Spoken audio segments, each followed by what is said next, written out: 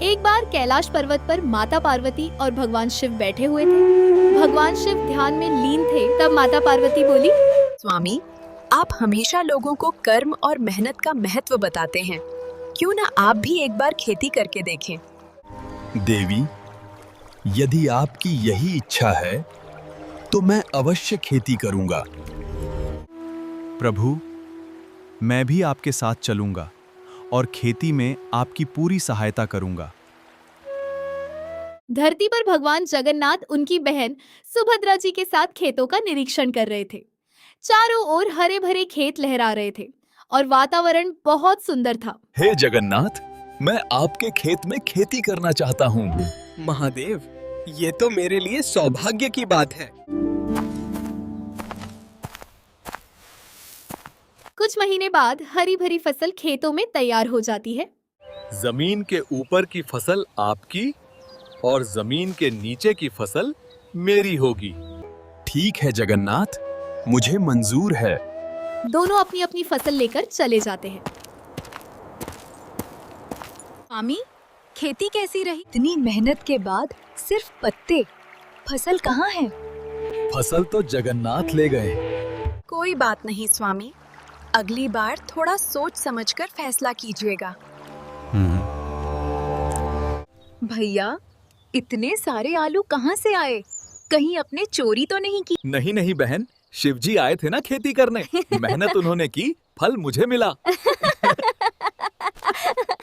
जगन्नाथ, मैं फिर से खेती करना चाहता हूँ। लगता है महादेव, आपको खेती करने में बहुत मजा आ रहा है।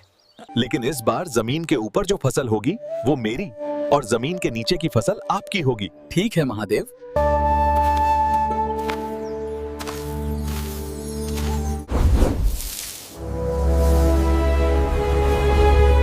महादेव, फसल तो बहुत अच्छी दिख रही है। महादेव, नीचे की फसल आपकी और ऊपर की फसल मेरी। दोनों अपनी अपनी फसल लेकर चले जाते हैं।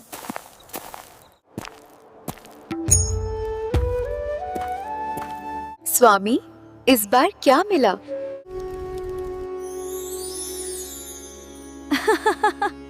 लगता है जगन्नाथ जी ने फिर से अपनी चतुरता दिखा दी। प्रभु, आप फिर से खेती करने के लिए जाइए और इस बार भगवान जगन्नाथ जी से ऊपर और नीचे दोनों फसलें अपने हिस्से में ले लीजिए। जगन्नाथ में एक बार और खेती करना चाहता हूँ।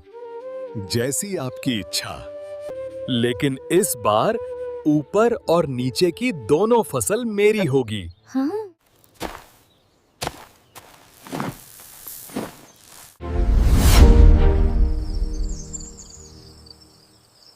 महादेव, ऊपर और नीचे की फसल तो आपने ले ली, बीच की फसल हम ले लें?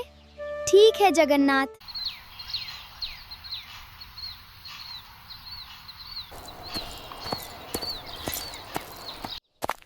भैया महादेव जी इस बार भी खाली हाथ गए हैं।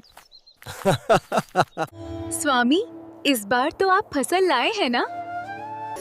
हाँ हाँ देवी, इस बार ऊपर और नीचे की दोनों फसल ले आया हूँ। ये क्या स्वामी, फिर से पत्ते? माता, कृपया महादेव को कुछ मत कहिए। संसार उन्हें यूं ही भोलेनाथ नहीं कहता।